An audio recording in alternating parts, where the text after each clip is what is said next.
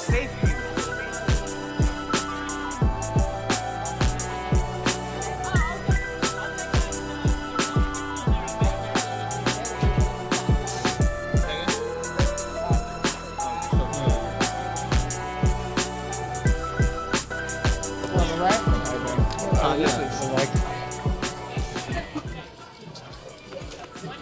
Hey guys, today we're going to be playing some 1-3 at the MGM in Washington, D.C. So hopefully we're going to see some big hands and I'll show you what the action looks like. A lot of players right now. We are number 17 on the wait list. It was 41 when we were driving here and at one point it was at 90. Hopefully we get up there soon.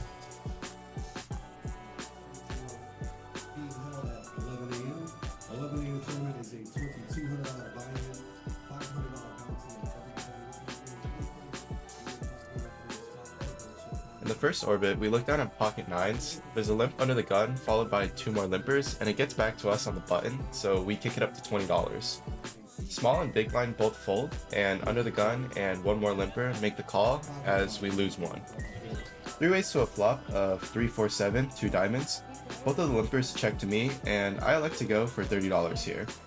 I'm betting half pot to charge for draws because I don't want any of their limps to see a free turn and realize any more equity than they might already have.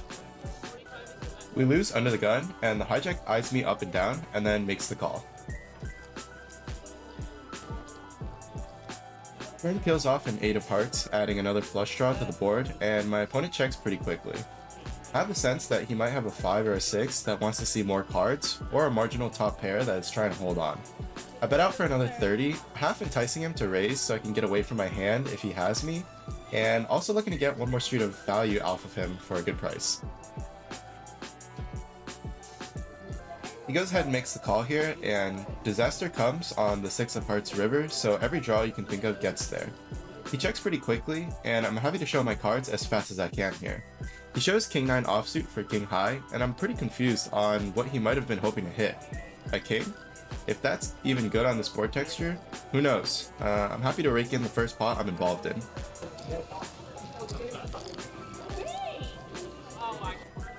On the second hand that we're involved in, we peel queen 5 of spades in the big blind and we see 3 limpers. Instead of thinning out the field, I just check my option. I feel like I can have better hands to raise with. 4 ways to a flop of 5, 6, 8, 2 spades. Small blind checks to me, and I donk for half pot, just trying to bet my hand. If I get raised, I'm happy to continue, and I want to build a pot with a pair plus a flush draw. Everyone makes the call, and we're still 4 ways to a turn. He brings in 8 of clubs, pairing the top card, and adding another flush draw on the board. Based on the body language, it seemed to me as though everyone was fishing for a draw, and weren't that interested in the hand, so I lead for $15 and 2 players call behind. I think checking here is a pretty passive play that reveals our own hand strength, and sometimes I'll get caught against a top pair that turns trips, but this table was pretty soft, so I didn't see much resistance. River brings in a 3 of spades, making our flush, so I go ahead and lead out for $30, just trying to eke out whatever value I can from a non-believing pair. Unfortunately, both players make the fold, and another pot gets pushed our way. We go ahead and switch seats to get a better view of the board for you guys as we peel ace-10 offsuit on the button. We open the action to $10 and get 3-bet to 40 by the small blind. A little context about the small blind, he was getting annoyed that I was winning pots, and he seemed kind of like the typical fancy play syndrome reg that likes to scoff at people when they beat him in a hand. You'll get to see more of that in a little bit. Anyways, I go ahead and make the call, and we go heads up to a flop of 3, 6, 9, 2 diamonds. He leads out for 30, and I make the call given we have 2 overs and a backdoor flush draw. Turn comes a 7 of diamonds, and he checks to me. I pick up additional equity in the form of a flush draw and a gut shot, and at this point, I just want to maximize as much fold equity as possible. I bet out for 75, or a little over half pot. He quickly makes a fold, and we rake in a nice pot without seeing a river. Honestly, I thought I had the ace of diamonds here, and I think I would still make the same play, but I would definitely prefer to have the ace of diamonds instead of the 10 of diamonds. We go card dead for almost an hour, not picking up any playable hands, but that's the secret to winning long term, just folding garbage so we're not tempted to see a flop. Our next playable hand comes in the form of pocket sevens in the cutoff, and we open the action to $21 ahead of 2 limpers. The guy that was in the last hand 3-bets me to 65, and I think this is just a fold against the general population, but I could tell that this guy just had it out for me, and I'm still ahead of most of his ace highs, so whatever. I make the call here, and we go heads up to a flop. Flop comes 9-7-4, 2 spades, where we drill a set. I check to him, and feeling pretty confident in my hand, he bets 45. I want him to feel safe with all of his overpairs, and I'm essentially taking the gamble that he either doesn't have a flush draw or the flush draw isn't going to complete. That way we can get stacks by the river. So I just smooth call. Then brings the 8 of spades, completing the front door flush draw, and bringing in a weird straight that neither of us should really have. I pretty much lost the gamble on this, and there's usually going to freeze a lot of the action, so I check and he quickly checks back. And from bad to worse, the river comes to king of spades, and action goes check check pretty fast. I'm hoping he doesn't have a random flush, and it appears so when he can't believe what he's seeing. You can see him visibly get annoyed, and then he says, "What?" Like he was supposed to win the hand. This type of player always kills the vibe for me at the table, and I think people should just be able to take beats up the chin with some sportsmanlike attitude, but to each their own.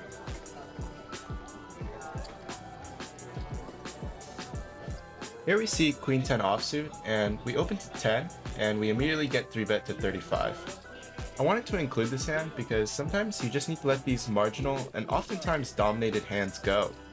I didn't want to go through an ego war with this player, and I tend to see a lot of low stakes players make the call here with these types of hands, but it's really hard to continue if you whiff the flop, and it's torching money in the long term. I just let it go and let him have this one. Discipline them down.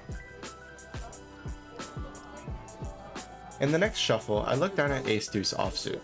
A fun fact about me is that I will usually play almost any ace of spades because it's my favorite card, if you couldn't tell already by the tattoo on my wrist.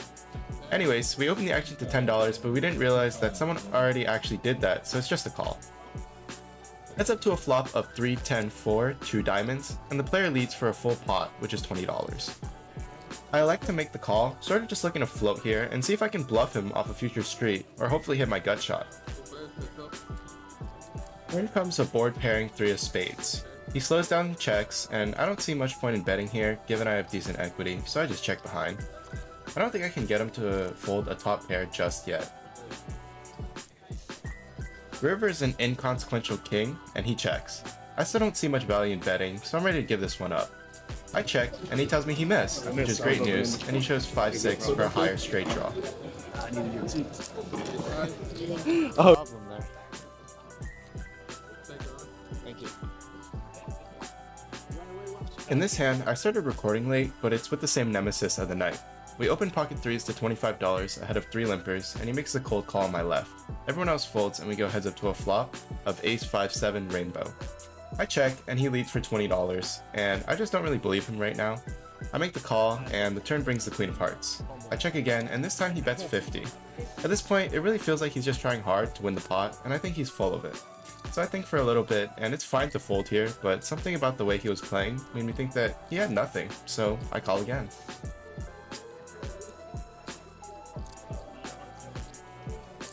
River is a great card. It's a board pairing ace, and I'm happy to call down however big he wants to bet, and I want him to bluff. It goes check check, and I say that I have a pair, expecting to lose half the time to something like pocket 10s, and half expecting to be good against him, given it's less likely that he has an ace. He asks me, "What'd you call me down with?" And again, he looks annoyed that I'm involved in this pot.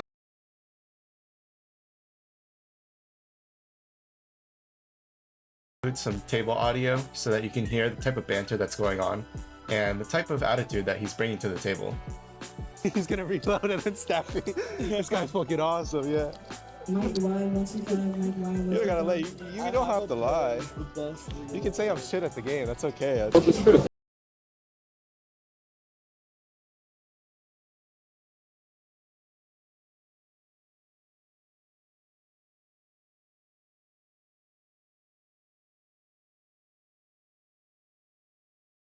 You don't care? You recorded, but you can record it here. I got permission. Then if you ask, they're gonna Yeah, he's got your face in that. No, I don't. I actually don't. It's pointed down. It's pointed down. This guy, he's bad. I'm sorry. That's the one. I'm gonna fold next time, okay? I'll fold. Which channel are you? In this hand, we look down at pocket jacks in the big blind. There's a raise to 10 in middle position, as well as a call on the button. We bump it up to 55, and middle position goes all in for about the same amount, so we make the call. Twice or no? No. Board runs out all low cards, so we fade all the overs, and he shows ace jack. Good to scoop this one.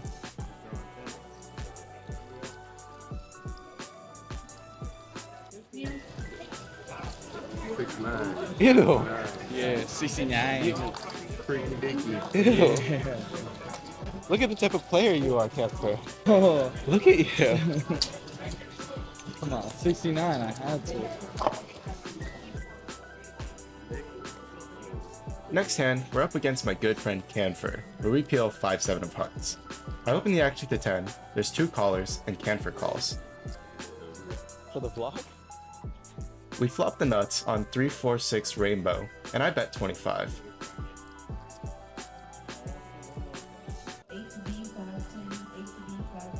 Turn pairs the board with the 5, and we go another 25. He obviously can't help himself, and the river is a 9. I bet 25 again, and he snaps me off, so I had to show him the bad news. He shows the low end of the straight, and we have a good laugh. Shout out to you, Canfer. I love you, bro.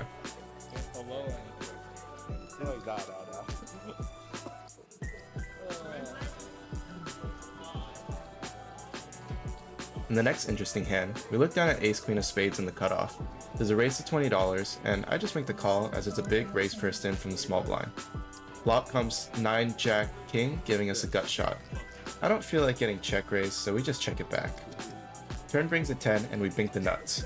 Unfortunately, the player checks to me, and I lead out for a quarter pot. That gets the job done and the player folds. The last 2 hands are the most interesting of the night, but unfortunately my camera ran out of battery, so I had to record on my phone. I've posted both of these hands on my short form channels like Instagram, TikTok, and YouTube Shorts, so be sure to follow for some entertaining content there. Anyways, I look down at pocket kings in the hijack ahead of 4 limpers. I bump it up to $30 and get 2 callers. Flop comes 5, 6, 8 rainbow, and one of the limpers donks for 30, while the other one calls.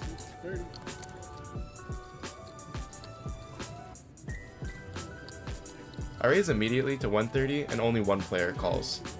Turn comes the ace of clubs, and it checks around to a board pairing river of the 5 of spades. At this point, I just want to get to showdown because I'm not sure what this guy could have.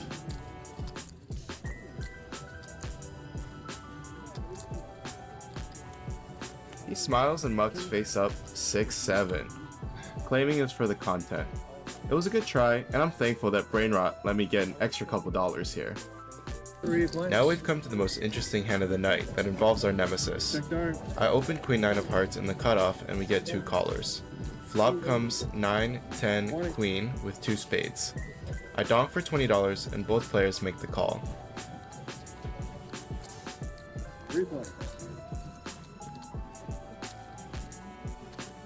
Turn is the miserable ace of spades, so the front door flush gets there and I'm still behind any flop straights.